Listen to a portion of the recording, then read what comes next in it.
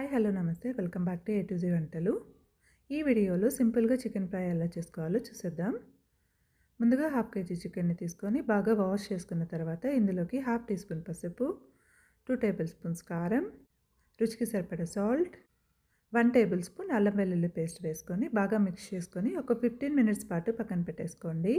ఇప్పుడు స్టవ్ వెలిగించి ఒక పాన్ పెట్టుకొని అందులోకి 2 టేబుల్ స్పూన్ ధనియాలు, 2 టేబుల్ స్పూన్స్ మిరియాలు, 3 లేదా 4 ఎండుమిర్చి, హాఫ్ టీ స్పూన్ జీలకర్ర వేసుకొని దోరగా వేయించుకొని చల్లారిన తర్వాత పౌడర్ లాగా చేసేసుకోండి.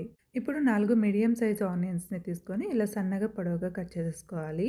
అలాగే కొద్దిగా కరివేపాకు, ఒక పచ్చిమిర్చి, అలాగే ఒక టమాటోని చిన్నగా కట్ చేసేసుకోండి.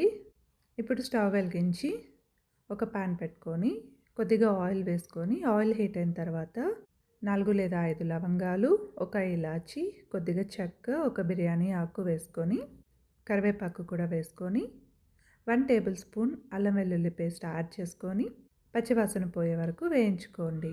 ఇప్పుడు కట్ చేసి పెట్టుకున్న ఆనియన్స్ని కూడా యాడ్ చేసుకొని ఒకసారి బాగా మిక్స్ చేసుకున్న తర్వాత కొద్దిగా సాల్ట్ కూడా యాడ్ చేసి ఒక 5 మినిట్స్ పాటు వేయించుకోండి. ఇలా వేయించుకున్న తర్వాత కట్ చేసి పెట్టుకున్న పచ్చిమిర్చి అలాగే టమాటోని కూడా యాడ్ చేసుకొని ఈ టమాటో కొంచెం మగ్గే వరకు వేయించుకున్న తర్వాత మనం ముందుగా మ్యారినేట్ చేసి పెట్టుకున్న ఈ చికెన్ని అందులో వేసుకొని ఒకసారి బాగా మిక్స్ చేసుకోండి. ఇలా మిక్స్ చేసుకొని మూత పెట్టేసి ఆ చికెన్లోని వాటర్ మొత్తం పోయే వరకు వేయించుకోండి. తర్వాత మనం ముందుగా దంచి పెట్టుకున్న ఈ మసాలా పౌడర్ని అందులో వేసేసుకొని ఒకసారి బాగా మిక్స్ చేసుకొని ఒక 10 మినిట్స్ పాటు సిమ్లోనే పెట్టుకొని వేయించుకోవాలి. 10 మినిట్స్ తర్వాత ఈ చికెన్ పీస్ని ఒకసారి చెక్ చేసుకోండి ఉడికిందా లేదా అని చెప్పి. లేదు అంటే మరొక 5 మినిట్స్ అలాగే సిమ్లోనే పెట్టి వేయించుకోండి. చూసారుగా ఎంత సింపుల్గా చికెన్ ఫ్రై అయితే రెడీ అయిపోయింది. మీరు ఒకసారి ట్రై చేసి ఎలా ఉందో కామెంట్ చేయండి. అలాగే ఈ వీడియో నచ్చినట్లయితే లైక్ చేసి షేర్ చేయండి.